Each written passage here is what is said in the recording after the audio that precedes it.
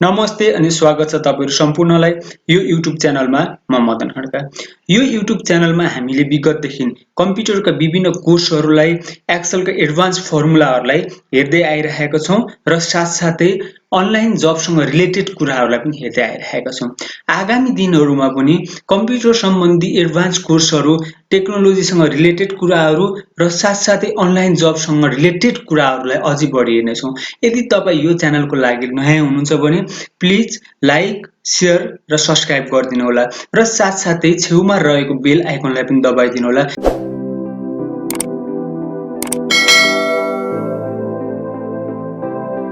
यो भिडियोमा हामी माइक्रोसफ्ट वर्ड अन्तर्गतको रिभ्यू ट्याबलाई हेर्न गइरहेको छौं। रिभ्यू ट्याबको काम चाहिँ जस्तै तपाईसँग जब रिभ्यू ट्याबलाई क्लिक गर्नुहुन्छ र सुरुमा एउटा स्पेलिङ एन्ड ग्रामर भन्ने एउटा अप्सन देख्नुहुन्छ। स्पेलिङ एन्ड ग्रामरले के गर्छ भने जस्तै एप्पल हामीले एउटा कुनै पनि शब्द लेख्यौं, जस्तै एप्पल लेख्दाखेरि यो शब्द राइट छ, वर्ड राइट छ। यदि तपाईसँग गलत लेख्नु भएको थियो भने एपीपीएल मात्र लेख्नु भयो तर यो शब्द के हो त रङ भयो। अब यसको राइट शब्द के हो, राइट वर्ड के हो हेर्नुको लागि तपाईले स्पेलिङ एन्ड ग्रामरमा गएर क्लिक गर्नुपर्ने हुन्छ। त्यहाँ क्लिक गर्नु भइसकेपछि यहाँ विभिन्न किसिमको अप्सनहरु दिन्छ, तपाईलाई त्योसँग रिलेटेड कुराहरु के छ त्यो दिन्छ।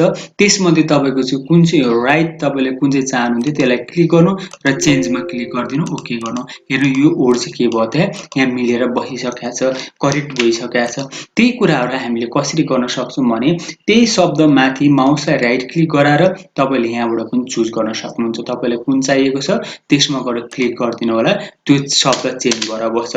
तर कति केसमा जस्तै मदन मैले लेखे, हेर्नुस् यो राइट वर्ड हो, मेरो लागि यो नाम भनेको ठीक हो र स्पेलिङ पनि ठीक छ, स्पेल पनि ठीक छ, तर यसलाई चाहिँ रङ देखाइरहेको छ। कति कुराहरु कम्प्युटरको भित्र रहेको डिक्सनरीमा नभएको शब्दलाई राइट हुँदाखेरि पनि त्यसलाई चाहिँ के हुन्छ त रङ देखाइरहेको हुन्छ र तपाईले यसलाई चाहिँ जुन तलबाट रेड आइरहेको छ यो रेडलाई हटाउनु पर्यो भने राइट क्लिक गर्नुस्, राइट क्लिक गरिसकेपछि इग्नोरमा गएर क्लिक गरिदिनु भने हट्छ।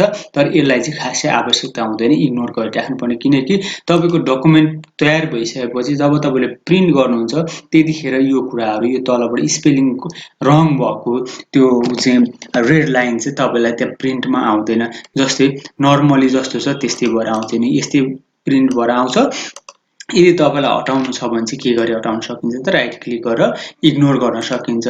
अब जस्तै स्पेलिङ एन्ड ग्रामरमा गएर नि हामीले हेर्नुस् यहाँबाट पनि गर्न सकिन्छ। जस्तै स्पेलिङ एन्ड ग्रामरमा जानुस्, अब यहाँनेर कुन रङ छ त्यो शब्दहरु देखाउँछ। जस्तै मदन ल्या देखेन, जस्तै एप्पलको ठाउँमा चाहिँ मैले यो एप्पललाई यहाँ राखे, चेन्जमा क्लिक गर्थे, त्यसपछि मदनमा जानुभयो। अब मदनमा के हो जस्तै एमएडीएम योसँग भन्न मिल्ने खालको शब्द भनेको एमएडीएम देखाइरहेछ, म्याडम देखाइरहेछ। हामीलाई कुन चाहिन्छ, जतिवटा शब्द हामीसँग रङ छ त्यो सबैलाई के हुन्छ त नेक्स्ट नेक्स्ट गर्दै गएपछि चेन्ज अलमा गएर क्लिक गरिदिनु, एकचोटी चेन्ज हुन्छ। चेन्जमा क्लिक गर्नु भने चाहिँ एउटा एउटा वर्ड चाहिँ चेन्ज हुँदै जान्छ। त्यो चाहिँ यो पनि स्पेलिङ एन्ड ग्रामरको कुराहरु। त्यसपछि रिसर्च छ। रिसर्चको काम चाहिँ के हुन्छ भने जस्तै तपाईसँग इन्टरनेट छ, रिसर्चमा गएर क्लिक गर्नुस्। रिसर्चमा गएर क्लिक गरेपछि कुनै पनि एउटा वर्डको मिनिङहरु त्यसको बारेमा हेर्नु पर्ने चाहिँ रिसर्चमा गर्नुपर्ने हुन्छ। जस्तै यहाँ जाउँ, म लेख्छु अब यहाँ कम्प्युटर। अब यो कम्प्युटरको बारेमा हेर्नुको लागि चाहिँ तपाईले यो बटनमा क्लिक गरिदिनु। तपाईसँग इन्टरनेट भएको बेला चाहिँ के हुन्छ त त्यो कुराहरुलाई, त्योसँग रिलेटेड कुराहरुलाई सबै यहाँ देखाइसकेको छ। हेर्नुस् यहाँ पढ्न सक्नुहुन्छ तपाईहरुले। यो चाहिँ कहाँबाट गर्यौं त हामीले रिसर्चबाट गर्यौं। त्यस्तै गरी अर्को हामीले थिसरस अप्सनलाई हेर्न सक्छौं।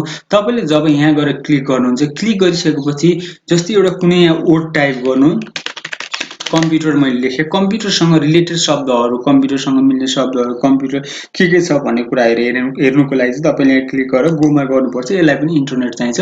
इन्टरनेट भएको बेला चाहिँ तपाईले के हुन्छ भन्दाखेरि यसले देखाइन्छ। जस्तै प्रोसेसर हेर्नु, सीपीयू हेर्नु, सबै कुराहरु यहाँ देखाइरहेको हुन्छ र कुन चाहिँ भाषामा, कुन चाहिँ ल्याङ्ग्वेजमा हेर्न चाहनुहुन्छ तपाईले यहाँबाट ल्याङ्ग्वेजहरु चुज गर्नुपर्ने हुन्छ। यो त्यसपछि त्यस्तै हामीसँग अर्को छ यहाँनेरि वर्ड काउन्ट भन्ने छ। वर्ड काउन्टको काम चाहिँ तपाईले लेख्नु भएको डकुमेन्टमा कतिवटा वर्ड छ, कतिवटा स्पेस छ, हरेक कुराहरु हेर्नु पर्ने हुन्छ। वर्ड काउन्टमा गरिन्छ। जस्तै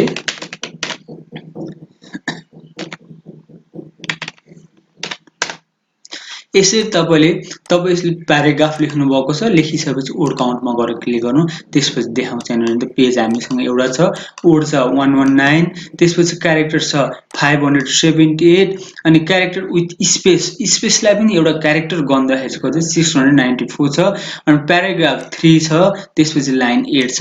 यसरी हामीले चाहिँ के हुन्छ त वर्ड काउन्टबाट कति छ हामीसँग वर्डहरु कति लेखेको छ यो कुराहरु चाहिँ वर्ड काउन्टले देखाउने काम गर्छ।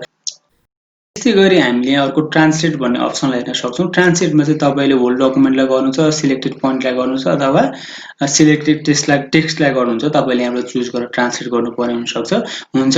यो माथिको र तलकोलाई गर्नुभयो भने चाहिँ यो वेब पेजमा एचटीएमएल मा गएर ट्रान्सलेट भएर बस्छ भने यसलाई चाहिँ सिलेक्टेड टेक्स्टलाई गर्नु। जस्तै तपाईलाई यतिलाई सिलेक्ट गरेर ट्रान्सलेटमा गएर क्लिक गरिदिनु भयो भनेदेखि केही समय पर्खिनु भएपछि तपाईसँग इन्टरनेट छ भनेदेखि यहाँनिर एउटा यो डायलग बक्समा चाहिँ एउटा यस्तो अप्सन आउँछ। यसमा चाहिँ तपाईले फ्रम कुन ल्याङ्ग्वेजबाट कुनमा चेन्ज गर्ने हो। जस्तै हेर्नुस् अहिले हिन्दी छ, यहाँ नेपाली छैन। यहाँ चाहिँ हामीले यो ल्याङ्ग्वेजहरु चाहिँ इन्स्टल गरेको ल्याङ्ग्वेजहरु यहाँ आएर बस्छ। हामीले जुन फन्ट राखेको हुन्छ त्यो फन्टमा चाहिँ हैन कि अर्को यो डिफल्ट ल्याङ्ग्वेजहरु ट्रान्सलेट गर्ने हुन्छ, यसमा आएर बस्छ। तपाईले यहाँबाट चेन्ज गर्न सक्नुहुन्छ। जस्तै हिन्दीमा ट्रान्सलेट गरे हेर्नुस्, त्यस्तै अरूहरुमा पनि हामीले यसरी ट्रान्सलेट गरेर हेर्न सक्छौं।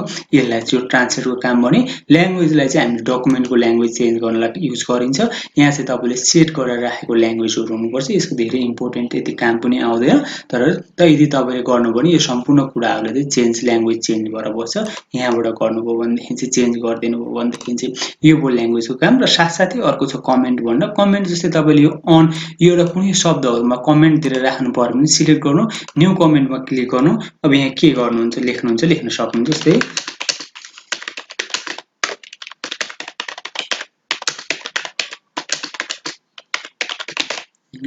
जस्तै यहाँ हामीले यसरी लेख्यौं। त्यसपछि तपाईले अर्को कमेन्ट पनि अब तपाईलाई कतिवटालाई कमेन्ट लेख्नुहुन्छ कमेन्ट त्यसरी लेख्न सक्नुहुन्छ। न्यू कमेन्टमा जानुस्, त्यसपछि यहाँ फेरि लेख्नुस्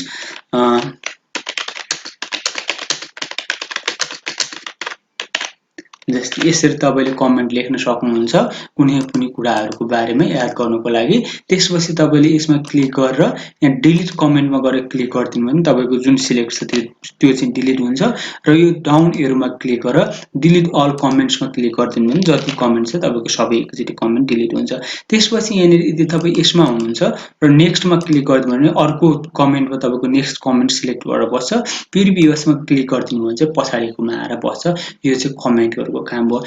त्यसपछि अब ट्र्याक चेन्ज छ। ट्र्याक चेन्जमा चाहिँ जस्तै तपाईले यहाँ एकचोटी क्लिक गर्दिनु ट्र्याक चेन्जमा, जब यो हाइलाइट हुन्छ त्यसपछि कुनै शब्दलाई सिलेक्ट गर्नुस् र होम बटनमा गए म हेर्नुस्। अब यहाँनेरि गएर म यसको फन्ट ठुलो गरिदिन्छु। फन्ट ठुलो गरिसकेपछि तपाईको फर्मेटिङमा के चाहिँ चेन्ज गर्नु भएको छ त्यो कुराहरु यहाँ देखाउँछ। अब त्यस्तै गरी म यसलाई यहाँ बोल्ड गराइदिन्छु। यसको पनि यहाँ आएर बसिसकेको छ। यो चाहिँ रिभ्युको यो ट्र्याक चेन्जमा चाहिँ हामीले केलाई चेन्ज गरेका छौं त्यो कुराहरु देखाउँछ। र त्यसपछि यहाँनेरि छ अर्को फाइनल शो मार्क अप भनेर छ। तपाईले चाहिँ फाइनलमा क्लिक गर्दिनु भने तपाईको सबै कुराहरुलाई हटेर बसेको छ। अब फाइनल शो मार्क अपमा क्लिक गर्दिनु भने तपाईको मार्कहरु सबै जे छ त्यहाँनेरि गर्नुभएको कमेन्टहरु सबैलाई आएर देखाउँछ। ओरिजिनल शो मेकअपमा गएर क्लिक गरिदिनु भयो भने के हुन्छ त तपाईले यहाँनेरि अघि चेन्ज गर्नुभएको बोल्डहरु जति बनाउनु भएको थियो त्यो सबै हटेर ओरिजिनलमा आएर पहिलेको जस्तै बस्छ। ओरिजिनलमा क्लिक गरिदिनु भने ओरिजिनल हुन्छ। यदि तपाईले यहाँ शोमा क्लिक गरिदिनु भयो भने अब यसलाई चाहिँ शो भएर बस्छ। यो चाहिँ शो मार्कअपको काम भयो। त्यसपछि शो मेकअप अर्को छ शो मेकअप मार्कअप। यसमा शो मार्कअपमा जस्तै कमेन्टमा क्लिक गरिदिनु भयो कमेन्ट मात्र हट्छ र फेरि कमेन्टमा क्लिक गरिदिनु भयो कमेन्ट शो हुन्छ। त्यस्तै गरी अर्को यहाँनेरि हामीले के गर्छौं त फर्मेटिङमा गएर चाहिँ फर्मेटिङमा क्लिक गरिसकेपछि फर्मेटिङ हट्छ र फर्मेटिङमा गएर क्लिक गर्नुभएपछि फेरि फर्मेटिङ आएर बस्छ। तपाईलाई जे हटाउनु छ यहाँबाट क्लिक गर्न सक्नुहुन्छ, जे राख्नु छ तपाईलाई त्यो पनि यहीँबाट क्लिक गर्न सक्नुहुन्छ। र त्यसका साथसाथै अर्को रिभ्युइङ पेन भन्ने हेर्न सक्नुहुन्छ। रिभ्युइङ पेनमा चाहिँ गएर तपाईले क्लिक गर्नु अनि त्यसपछि रिभ्युइङ पेन भर्टिकलमा क्लिक गरिदिनु भने भर्टिकलमा आएर बस्छ। तपाईले जे चेन्ज गर्नुभएको छ यो लाइनमा आएर बस्छ र होरिजेन्टल गर्नु भने चाहिँ तल आएर यसरी बस्छ। हेर्नुस् यहाँनेरि हाम्रो यहाँ तल के चेन्ज गर्नु भएको छ यहाँनेरि आएर बस्छ र यतिलाई हटाउनु छ भने यसै माथि क्लिक गरिदिनु त्यो हटेर बस्छ। अनि त्यसपछि अर्को छ हाम्रो एक्सेप्ट। एक्सेप्टमा चाहिँ तपाईँले यहाँ क्लिक गरेर एक्सेप्ट एन्ड मुभ टु नेक्स्टमा क्लिक गरिदिनु भयो भने तपाईँको यहाँ जे छ यसलाई एक्सेप्ट गरेर नेक्स्टमा मुभ भएर बस्छ भने रिजेक्ट भन्ने छ अर्को फेरि यसमा क्लिक गरेर यसरी गर्नुभयो भने तपाईँको अर्को नेक्स्टमा आउँछ र रिजेक्टमा क्लिक गरिदिनु भयो भने चाहिँ तपाईँको जुन सिलेक्ट छ त्यो चाहिँ डिलिट भएर बस्छ रिजेक्टले एक्सेप्टले चाहिँ हाम्रो के हुन्छ त भन्दा एक्सेप्ट भएर बस्छ त्यो केही पनि हुँदैन रिजेक्टले चाहिँ तपाईँको कमेन्ट अथवा तपाईँको यो भन्नु ट्र्याक चेन्जहरूलाई चाहिँ रिजेक्ट हुन्छ तपाईँको त्यस्तै गरी हामी अर्को प्रिभियस र नेक्स्ट हेर्न सक्छौँ यो चाहिँ यहाँ हामीले जुन काम गरेको थियौँ प्रिभियस नेक्स्ट भनेर सेम काम यसले गर्छ जस्तै तपाईँ जहाँ हुन्छ त्यसमा नेक्स्ट गरिदिनु नेक्स्टमा गएर बस्छ प्रिभियसमा गएर क्लिक गर्नु प्रिभियसमा आएर बस्छ त्यस्तै गरी हाम्रो अर्को छ यहाँनिर कम्पेयर डकुमेन्ट भनेर तपाईँले यसमा क्लिक गरेर दुईवटा डकुमेन्टहरूलाई कम्पेयर गर्न सक्नुहुन्छ त्यसको लागि तपाईँले यसमा क्लिक गर्नुपर्ने हुन्छ र फर्स्ट डकुमेन्ट तपाईँको यहाँ लिनुपर्ने हुन्छ र सेकेन्ड डकुमेन्टलाई तपाईँले यसमा क्लिक गरेर कम्पेयर गर्न सक्नुहुन्छ जस्तै मसँग अहिले डकुमेन्ट बनाएको छैन कुनै पनि एउटालाई लिन सकिन्छ लिन चाहिँ जस्तै म अहिले एउटा माइक्रोसफ्ट वर्ड नयाँ खोल्छु वर्डलाई नयाँ खोलिसकेपछि जस्तै यहाँ म के टाइप गर्छु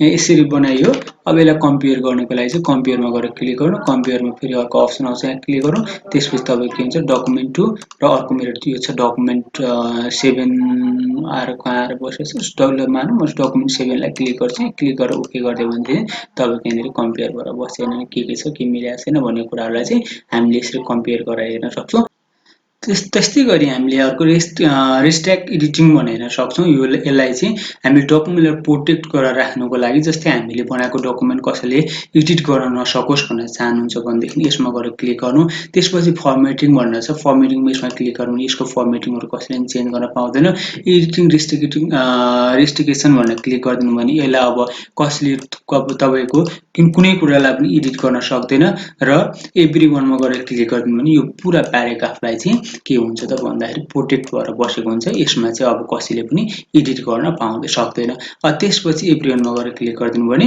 र त्यसपछि भनेको चाहिँ अर्को अप्सन छ यहाँ प्रोटेक्ट गरेर तपाईँले पासवर्ड दिएर राख्नुको लागि यहाँ प्रोटेक्टमा गएर क्लिक गर्नु जस्तै 123 गरेर मैले यसरी पासवर्ड दिएर ओके गरेँ यो चाहिँ अब के भयो त भन्दाखेरि पासवर्ड सेट भएर बस्यो अब यसलाई चाहिँ कसैले पनि हाम्रो एडिट गर्न सक्दैन यसलाई तपाईँले चाहिँ सेभ गरेर राख्नु भएको छ भनेदेखि त्यसपछि तपाईँले यहाँ टाइप गर्दाखेरि यस्तो भएर आउँछ तपाईँले यो बिचमा चाहिँ हामीले केही पनि टाइप गर्न सक्दैनौँ साइडमा टाइप गर्यो भने आउँछ तर एडिटिङ के भएको छ पछि के ल्याएर थपेको छ त्यो कुराहरूलाई चाहिँ हामीले यहाँ देख्न सक्छौँ र यदि तपाईँले यसलाई हटाउनु छ भने स्टप प्रोटेक्सनमा गएर क्लिक गरिदिनु त्यसपछि जे पासवर्ड हाल्नु भएको छ तपाईँले त्यही पासवर्ड सेम एप्लाई गरेर ओके गरिदिनु अब के हुन्छ त भन्दाखेरि पहिलेको जस्तै अब हामीले एडिट गर्न सक्छौँ योलाई चाहिँ यो थियो रिभ्यू माइक्रोसफ्ट वर्ड अन्तर्गतको रिभ्यू ट्याबको कुराहरू र नेक्स्ट भिडियोहरूमा हामी अरू कोर्सहरूलाई पनि लिएर आउनेछौँ हाम्रो यो भिडियो चाहिँ अन्तिमसम्म हेरिदिनु भएकोमा तपाईँलाई धेरै धेरै धन्यवाद र आगामी भिडियोहरू पनि हेर्दै गर्नुहोला